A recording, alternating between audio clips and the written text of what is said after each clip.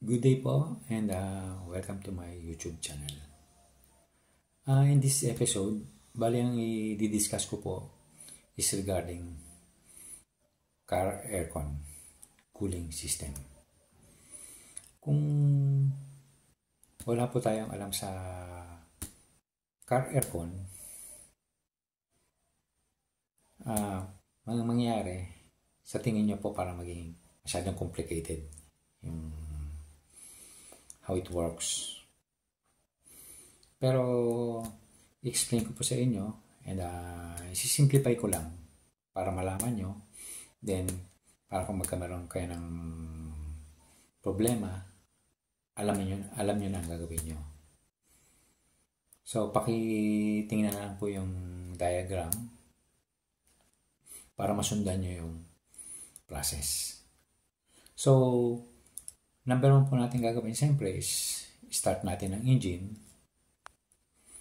Then, i-on po natin ang ating AC system. So, pag on natin yan, punta siya sa number 1. Then, mag-work na po yung AC system natin. So, yung sunod na pag tinarline natin yan, yung 2, 3, 4 pan po yan, yan speed ng pan. Then yung katabi po niya is yung thermostat switch.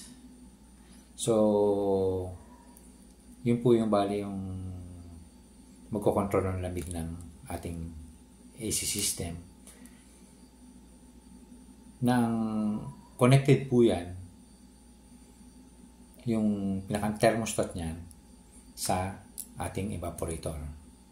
So, magwo-work na rin po yung ano niyan, yung pag-on natin ng AC system, sama na rin po magwo-work yung blower niyan ng car aircon located sa may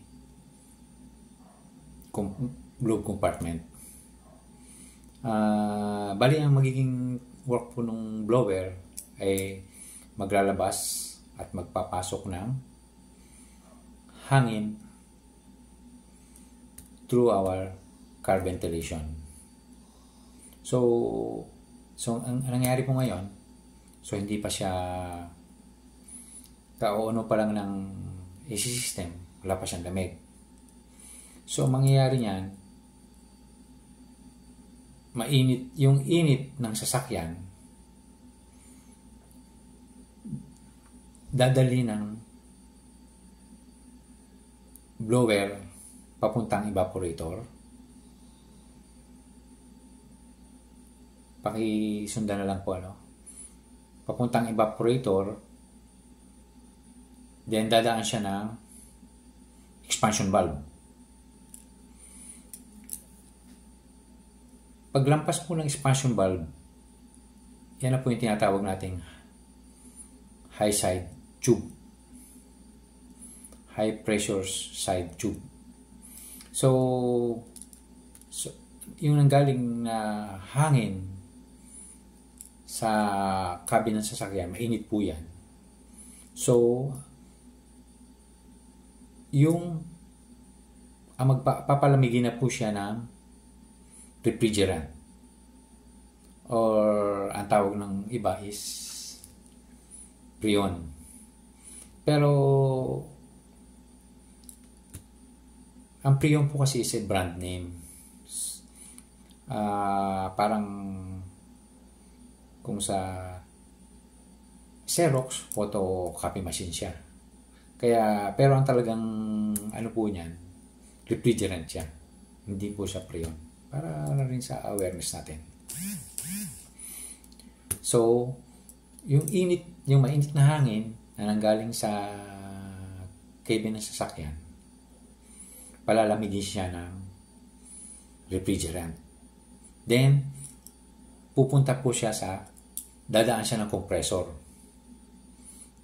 Kaya nga tinatawag natin siyang compressor, i-compress niya yung gas na yon, yung refrigerant. Then, ang trabaho ng compressor, i-compress niya, then ipupush niya yung gas na yon papuntang condenser. So, ang mangyayari niyan po, pagpunta niya ng condenser, magkakameron po siya ng process ng condensation. Yung gas na nanggaling sa compressor, gagawin niyang liquid.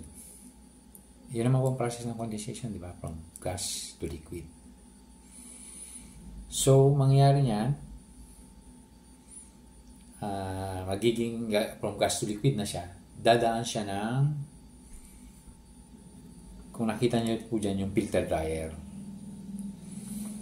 Ang trabaho naman po ng filter dryer is aalisin niya yung moisture dyan sa, kasi nga from gas to liquid, may mga counting water yan, kasama ko kaya yung moisture, para sasalain niya ng filter, ng receiver dryer. Then papunta na po siya ng expansion valve. Bago po lumabas ng expansion valve yan, 100% po na liquid na po yan. Yung liquid na po talaga, yung 100% liquid. Walang halong moisture. Ang trabaho naman po ng expansion valve is yung makontrol niya yung pressure bago pumasok ng evaporator. So, yung liquid po na yan naman, papasok na siya ng evaporator. So, magkakameron naman po ng process ng evaporation. From liquid to gas. So, malamig na po ngayon yan. Yan yung magiging, para lumamig yung ating aircon system.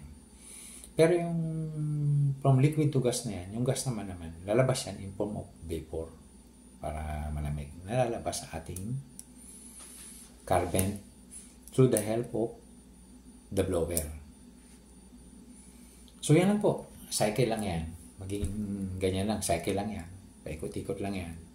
So, nakita nyo na ngayon na ganun pala ang simpleng process ng ating carpooling system. So, bali hanggang dito na lang po muna yung first part nung video natin, and I hope na natutunan nyo yung basic cycle ng car air conditioning. Then sa